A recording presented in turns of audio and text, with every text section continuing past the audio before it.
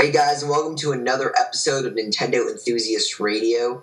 Today with me we have Anthony. How's it going? And we also have Dakota.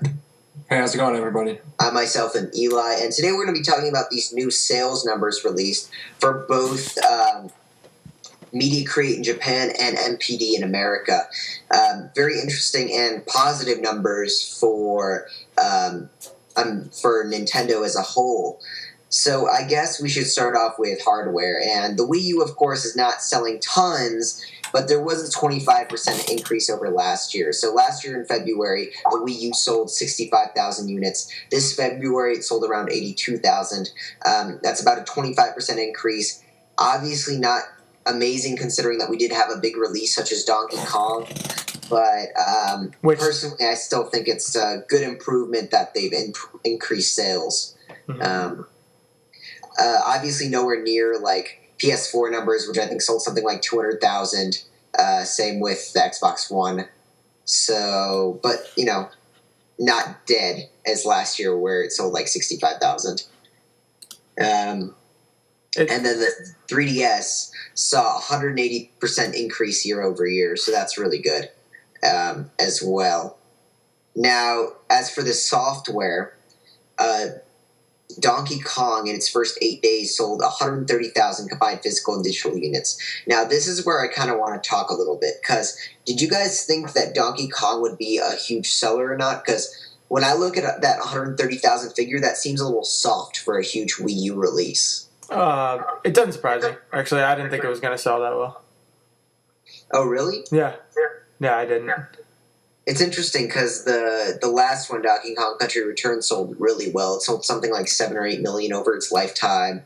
It debuted at something like 4 or 5 times what Donkey Kong Tropical Freeze did. And of course the install base was larger, but still I was thinking that Donkey Kong would perform a little better in America.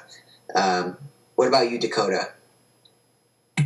I guess I can agree with that. Yeah, I was expecting Tropical Freeze to make a bigger splash, but it's right after the holiday season still. It's sort of like that weird kind of time where are there any other reasons for people to buy other games? No, but people have spent a lot of money in the holiday season. It's not really the summer yet. I feel like people are still waiting for the bigger releases. I don't know. Maybe they don't consider Tropical Freeze a bigger release. I'm not really sure. I don't really know where to pinpoint this one, to be very honest.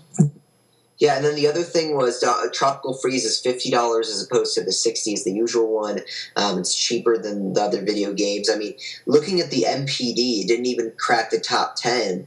Other games, Call of Duty came in number 1, Lego Movie video game came in 2, NBA 2K14 in 3, Thief in 4, GTA 5 came in 5th, Battlefield 4 was in 6th, Assassin's Creed 4 was in 7, Lightning Returns Final Fantasy 13 was in 8, Minecraft was 9, and Bravely Default was 10. Now, personally, if you asked me a month ago, I would have totally predicted Donkey Kong to outsell Bravely Default, just because Bravely Default is such a niche title, JRPG. I don't know. I'm actually going to disagree with you there. I feel like, well, first of all, I feel like Bravely Default got more advertising than Tropical Freeze did.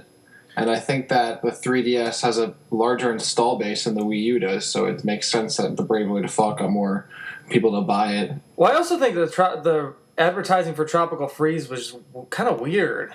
Like, a lot of it revolved around Cranky Kong. Like, he took over the entire Twitter account for like a day to basically like advertise for the game, and I'm like, I don't know if that would make me want to buy this game if I was like on the fence. This old monkey. I don't know. I feel like I didn't see enough like regular advertising for the game. Stuff that usually gets people to buy a video game. Not an old monkey yelling at me. I'm not sure why that makes me want to buy a game, but yeah. Of course the advertising was kind of weird, but I didn't really feel like Bravely Default had much of a larger impact. Nevertheless, I really feel like Bravely Default did perform very well. It sold 200,000 units within the time it was out, which is actually outselling Fire Emblem Awakening, which came out in February last year, which is pretty impressive. Yeah, that is pretty good. Wow. It's that big game. Now, this other issue I want to talk about. So, whenever I'm looking over the comment section of these sales numbers, people are just thinking, wait until Mario Kart and Smash Brothers out for the Wii U to start selling. Now, personally, I remember same comments last year saying, wait until Mario and Donkey Kong, and then the Wii U will start selling. But Mario and Donkey Kong didn't really make huge splashes. How big of a difference do you think Mario Kart and Smash Brothers is going to make for the Wii U? To be honest, not much of one. I don't think so. I'm kind of in the same boat. Just because Smash Brothers especially is on the 3DS also, so I can't imagine the Wii U version outselling the 3DS version. True. Also, Dakota, you might have a differing opinion. Yeah, go ahead.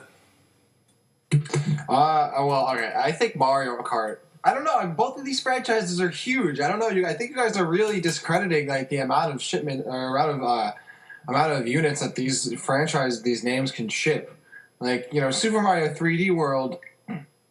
Like okay, maybe I expected that to do a little better, but Tropical Freeze. I don't think it's necessarily out of the question for it to do how it did. But Smash Bros. And Mario Kart are system sellers. I don't think 3D World and Tropical Freeze are necessarily system sellers. Smash Bros. Just has this huge following that. Well, I mean, I feel like there's an obvious reason why they're making two versions because I feel like people are going to buy two versions. I'm going to buy both versions. Yeah, so am I. And they serve different purposes. I mean, being able to play Smash on the go in and of itself is enough to buy that. But at the same time, you still want the full console experience, because that's really how you play Smash Bros. So, I think that's going to get a lot of people to come in. And then Mario Kart 8, I can't think of one person who has a Nintendo console who didn't buy Mario Kart.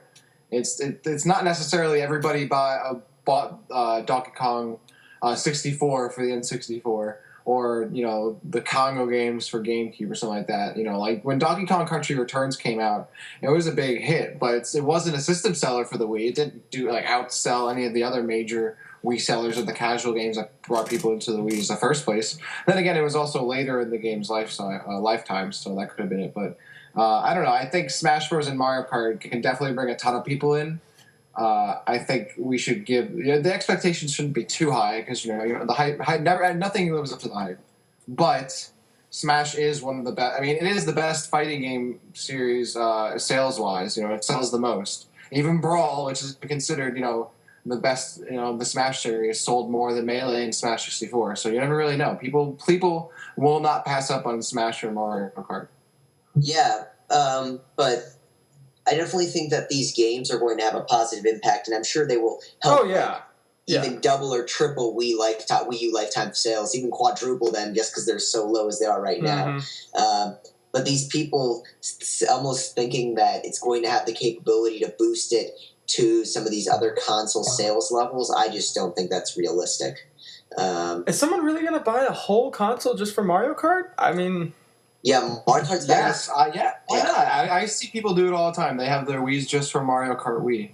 I think that was more of a symptom of, we bought it for Wii Sports, and then we ended up buying Mario Kart. That's what I thought, yeah. I mean, Smash Brothers, yes, I completely agree. I have several friends, more than just a few, that are going to go out and buy the Wii U when Smash comes out.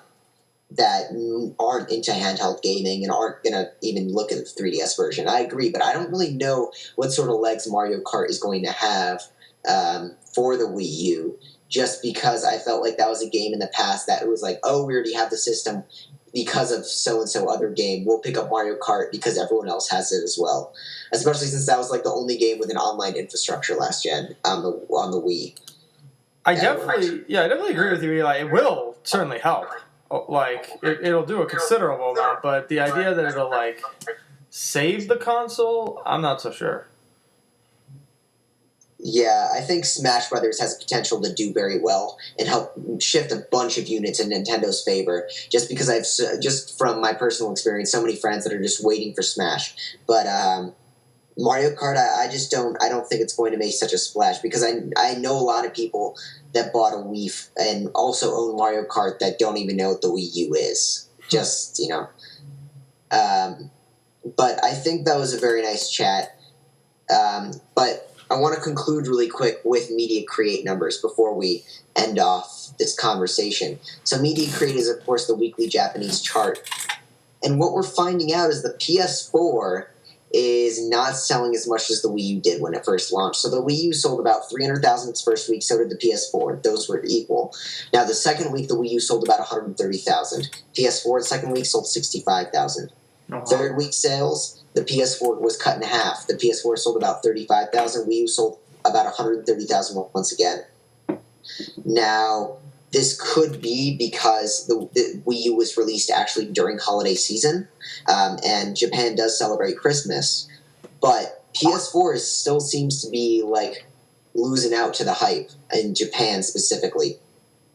Probably because the games aren't there yet for the PS4. Yeah. But all these people, probably me included, that thought the PS4 was going to outperform the Wii U in Japan, I think we'll have to wait for a few months and we might be seeing shifting patterns in Japan anyway.